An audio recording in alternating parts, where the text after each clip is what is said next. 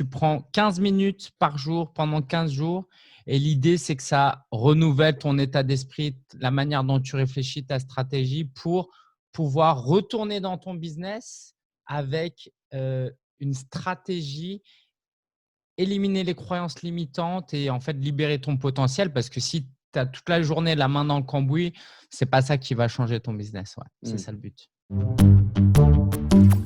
Lesintelligences.com, votre extracteur de connaissances. Découvre qu'il y a des millionnaires, des entrepreneurs millionnaires passionnés, passionnants, humbles. C'est hyper important pour moi parce que moi, dans ma tête, je veux pas devenir riche parce que je vais devenir quelqu'un de prétentieux, tu vois. Je vais devenir quelqu'un d'immoral. Je vais devenir quelqu'un qui pense qu'à l'argent. Et ça me faisait peur parce que c'est contraire à mes valeurs. Je peux lire un livre et me dire, tiens, ça c'est bien, ça c'est bien. Mais quand je passe du temps avec quelqu'un et que je regarde dans ses yeux et que j'arrive à deviner que c'est quelqu'un de bien et qui a réussi, ça me motive.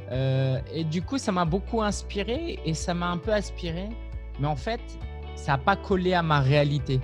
Parce que moi, finalement, par exemple, je me suis fixé comme objectif en 2020 d'accompagner 100 personnes. Pas 101, pas 99. Alors, bien sûr, ce ne sera pas 100 tout pile. Mais en tout cas, c'est ça. Parce que moi, je pense que je suis meilleur à accompagner un peu moins de gens, plus profondément que massivement avec juste un peu d'aide. Et ça, je l'ai découvert en ne suivant pas qu'un seul modèle, en suivant plusieurs modèles. Parce que comme ça, en fait, tu te fais un peu ta sauce aussi. Quelles sont mes forces, tu vois? Quelles sont mes aspirations? Quels sont mes rêves? Quelles sont mes craintes? Quelles sont mes peurs? Quelles sont mes croyances limitantes? Si tu es mère de famille et que tu ne prends pas soin de toi, comme j'en parle dans mon livre, moi, ma mère, elle ne prenait pas soin d'elle ou du minimum vital, tu vois, dans la pyramide de Maslow, elle prenait soin que des besoins primaires. Résultat, elle voulait nous aider, prendre soin de nous, mais elle le faisait maladroitement de sorte que en fait, le courant, il ne passait pas. Et elle n'était pas inspirante dans ses conseils. Quand elle nous disait « fais ci, fais ça, prends soin de toi ». Prendre soin de soi, ça ne veut pas dire ne plus avoir de temps pour les autres. Ça ne veut plus dire ne plus avoir d'argent pour les autres.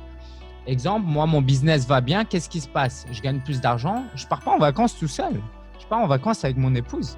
Pour être encore plus dans le concret en cette période-là, si vous regardez Netflix tout seul, vous êtes égoïste, vous regardez votre série. Mais en fait, vous pouvez regarder votre série avec quelqu'un.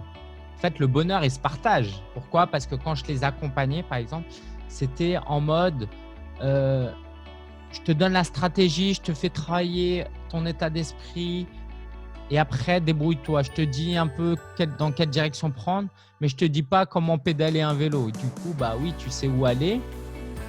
Je t'ai donné confiance en toi, mais bon, tu ne sais pas pédaler. Et donc, je voyais que mes clients n'avaient pas assez de résultats. Et ça, c'était une souffrance pour moi. Pourquoi? Parce que j'aime mes clients. Donc, quand vous aimez les gens et que vous aimez, ça vous pousse à trouver des solutions à vos obstacles. Inscrivez-vous maintenant pour profiter de 4 jours offerts à notre plateforme.